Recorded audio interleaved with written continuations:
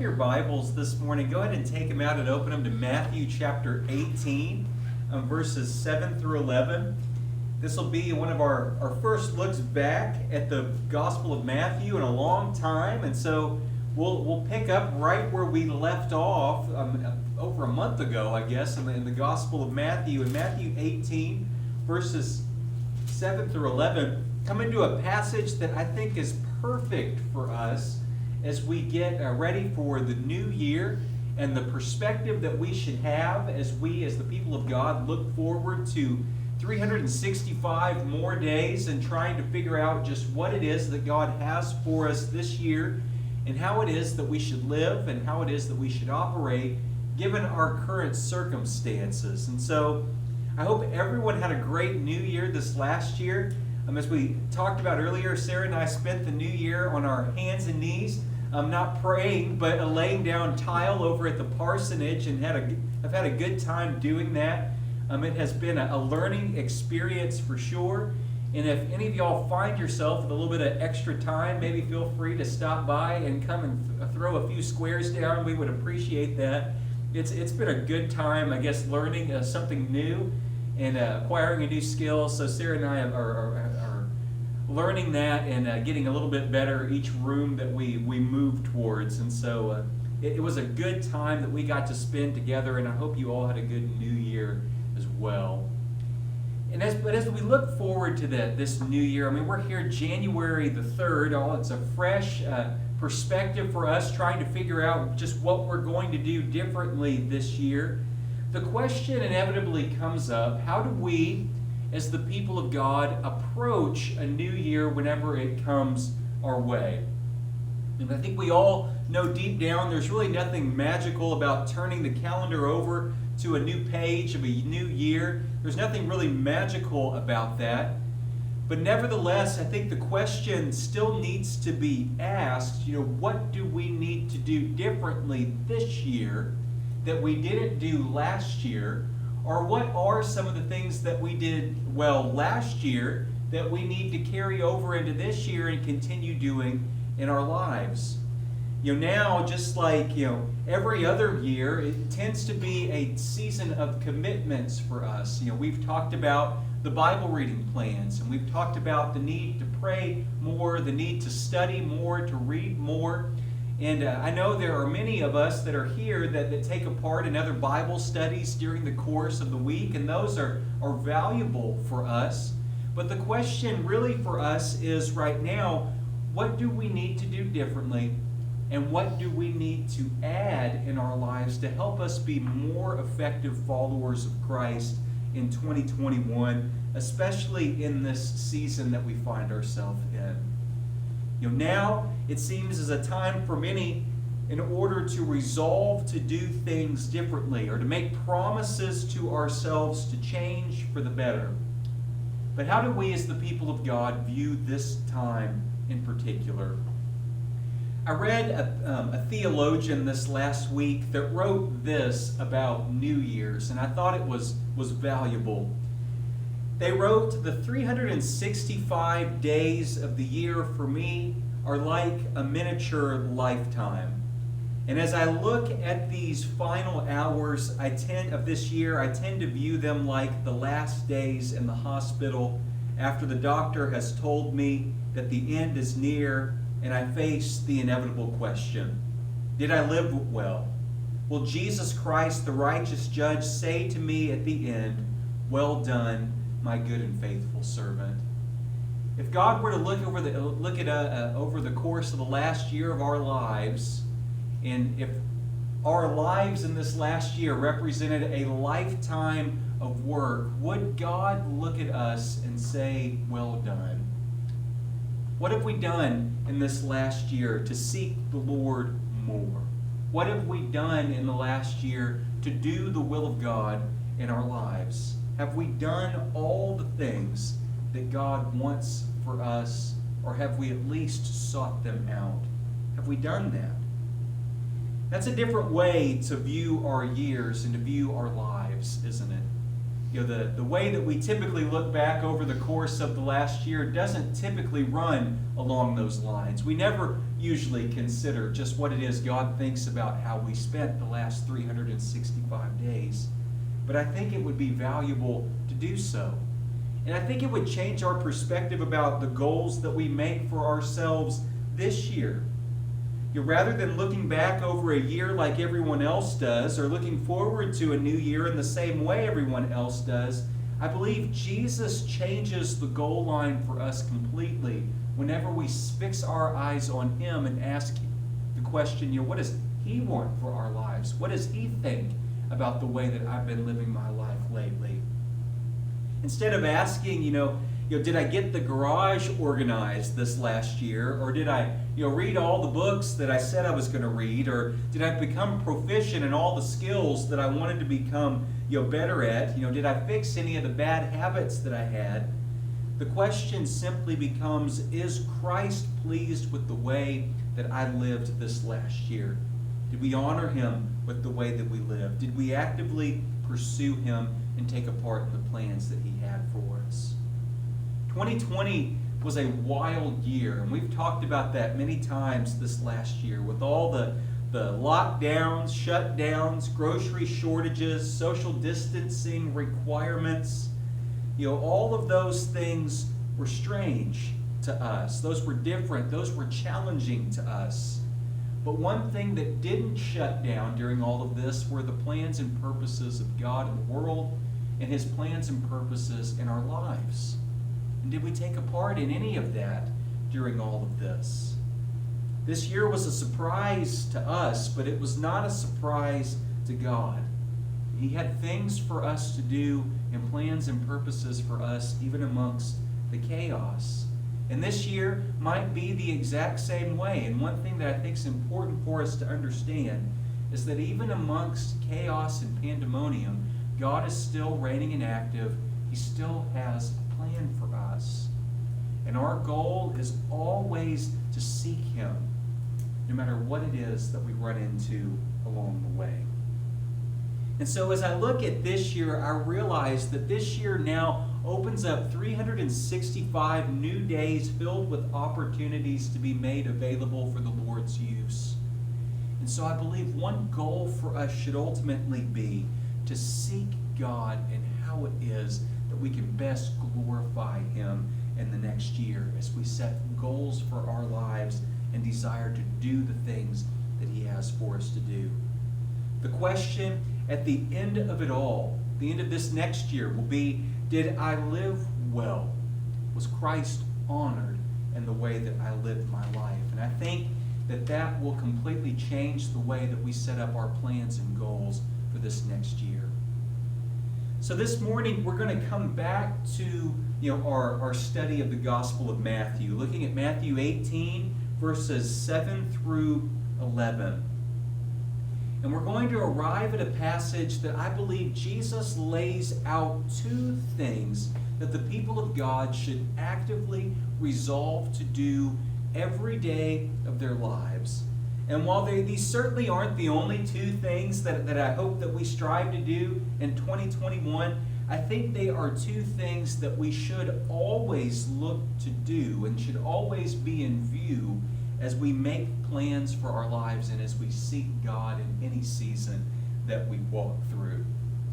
And so let us look at this passage, and then we'll try to put this in perspective as far as where we are right now as a people.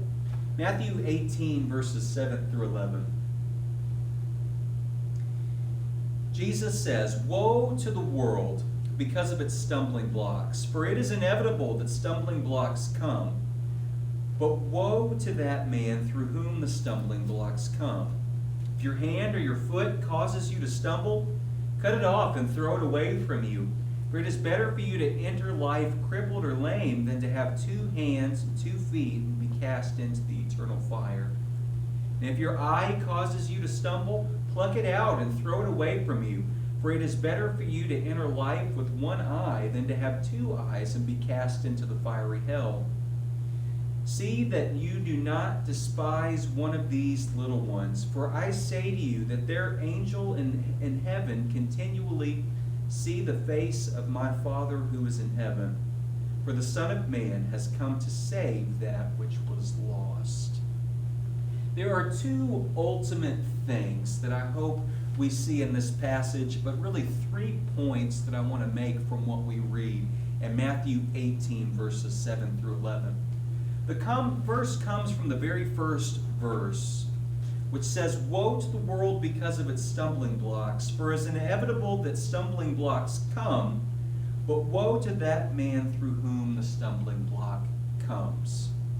I think one thing that we should ultimately commit to do as followers of Christ is to commit to have a positive, uplifting impact on the lives of others that we reach out to.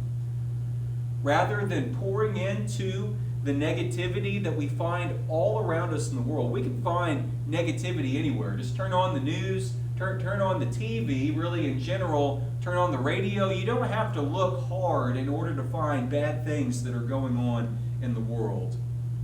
But I think what Christ calls on the disciples to do, on his followers to do, starting in verse 7, is to do what is necessary in order to make sure that they are people that don't detract from the lives of others, but instead have a positive, uplifting impact on the lives of those that they come in contact with in their lives. We took a break from the Gospel of Matthew in the end of November in order to prepare ourselves for Christmas and New Year's. And now as we come back, we find ourselves right in the middle of Jesus teaching on 5 key things to his disciples before he leaves Galilee and heads into Judea to serve and teach the multitudes in chapter 19. Jesus does this often. On his way to and from somewhere, he is reaching out and teaching others, or he is serving others along the way. And one thing he often does, as we talked about in Sunday school, is take time to pour into the lives of his disciples. And we find ourselves in one of those times in chapter 18. And in that chapter, he teaches 5 key things to his disciples. And the first of which is on this issue of being a stumbling block to others. Jesus challenges his disciples in verse 7 to make sure they avoid things that lead them into sin on one hand, and then also to make sure that they also are not preventing others from doing the work that God has for them to do. So 2 things in verse 7. He calls on his followers to make sure that we remove whatever we've got to remove in order to follow after Christ in the way that he would call us to, and do whatever is necessary in order to make sure that we are encouraging others to follow after Christ rather than keeping them from doing so. As a follower of Jesus, one of our primary duties is to be loving and encouraging, to be an encouraging presence in the lives of others that are in our lives. It's one of our primary duties, and each of us, whether we know it or not, is uniquely gifted to do this. We've all said this at some point in time. We find ourselves in circumstances where we're needing to reach out to someone in a way that's uncomfortable to us. And the easiest thing to say in those moments, this isn't my gifting, this isn't my area. Someone else needs to do this because this just isn't what I'm good at. God has given me this opportunity. It seems like we need to do something in this situation, but this isn't really my gifting. And so I'm going to pass that along to somebody else because, that somebody else would be better for that. And we try to refer our defect over onto somebody else, the thing that God has called us to do. It's easy for us to do that. But no matter how we feel about the situation we're in, God has gifted us in a particular way in order to reach out to those that God brings into our lives. And so whether we think we're gifted in that way or not is irrelevant. God has put us in the situation that we're in, and he has gifted us in order to effectively reach out to those that he's placed in our lives. lives. I think we see that here. And he tells the disciples that when they reach out, when they come into those situations, to make sure that they have a positive, uplifting impact on the lives of others, rather than just being another stumbling block that gets in the way of what God is actively trying to do.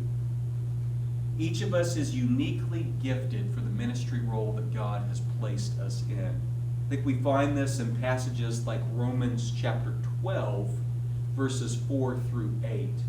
Romans 12, verses 4 through 8.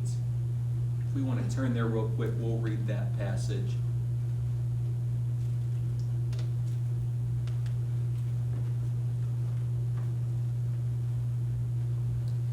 When we read this passage, I want us to pay particular attention to verse 6. Romans 12, verses 4 through 8.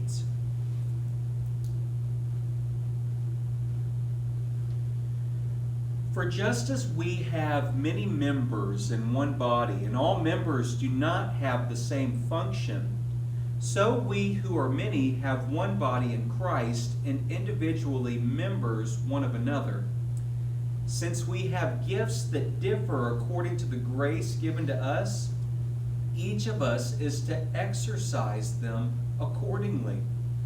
If prophecy, according to the proportion of faith, if service, in his serving, or he who teaches in his teaching, or he who exhorts in his exhortation, he who gives with liberality, he who leads with diligence, he who shows mercy with cheerfulness.